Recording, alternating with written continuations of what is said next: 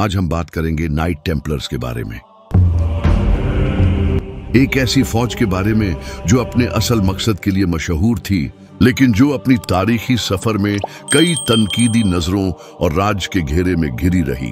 Night Templars की शुरुआत 1119 में हुई थी, जब कुछ नाइट्स जेरूसलम में आए थे, जिनका मकसद था हजियों की हिफाजत करना और मसीही मकसद के लिए जंग लड़ना।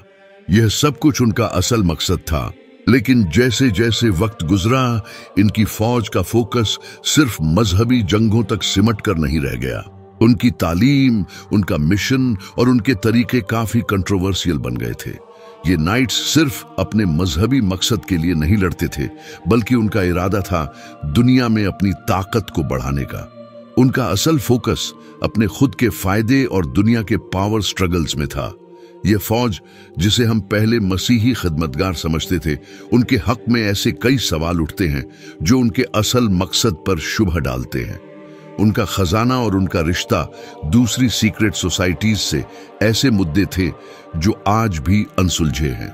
आज भी नाइट टेम्पलर्स के बारे में कई थ्योरीज, राज और कयास हैं। क्या उनका असल मकसद सिर्फ जंग थी, या उन्होंने अपने फायदे के लिए उस जंग का इस्तेमाल किया?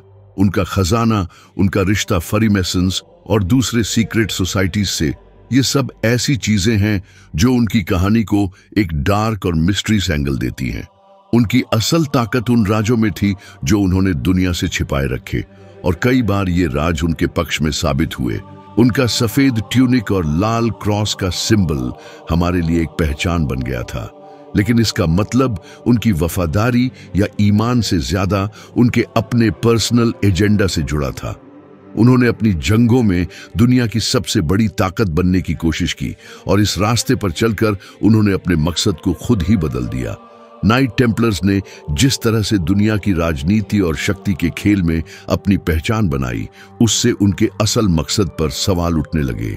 आज भी नाइट टेम्पलर्स का नाम उनकी जंगों के साथ ही नहीं, बल्कि उनके मिस्ट्री, राज और उनके कॉम्प्लेक्स मोटिव्स के साथ जुड़ा जाता है। ये फौज हमारे लिए एक मिसाल है, लेकिन किस तरह की मिसाल है? क्या उनका मकसद सच में इंसाफ और अदालत था, या उन्होंने अपने फायदे के लिए जंग लड़ी? ये वो सवाल है जो हमारे दिमाग में कायम है, और उनका जवाब हम सिर्फ तहकीकात की गहराइयों में ही ढूंढ सकते हैं। ताबूत सकीना इस्लाम में एक बहुत महत्वपूर्ण और कद्र की चीज है।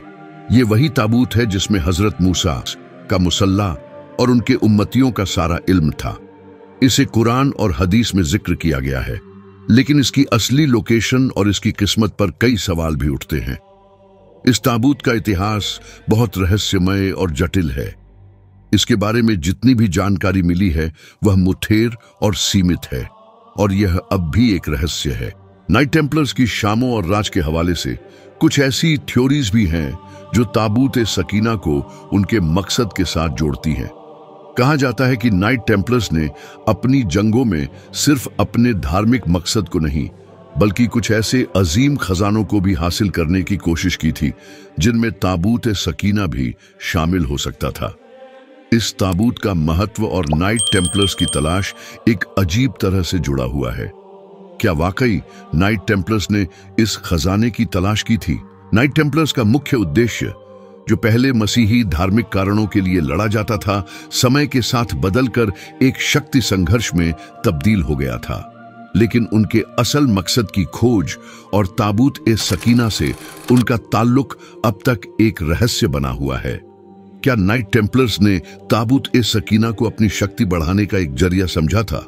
इसके बारे में बहुत सी कहानियां और अटकलें हैं, लेकिन कोई ठोस प्रमाण नहीं मिला है। ताबूत सकीना और नाइट टेम्पलर्स के बीच का रिश्ता आज भी इतिहासकारों और रहस्य प्रेमियों के लिए एक दिलचस्प विषय बना हुआ है।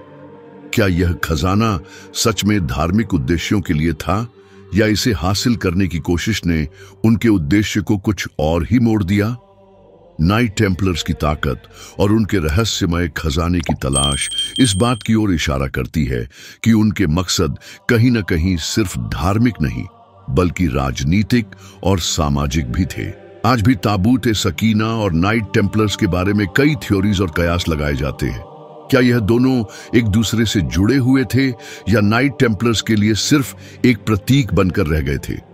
उनके राज और उनकी मंशाओं को समझना आसान नहीं है, और यह सवाल हमेशा इतिहास के पन्नों में अनुत्तरित रह जाएगा। क्या नाइट टेम्पलर्स ने सच में ताबूत सकीना की तलाश की थी या यह सिर्फ एक अफवाह थी? अगर आपको और जानकारी चाहिए तो आप बता सकते हैं।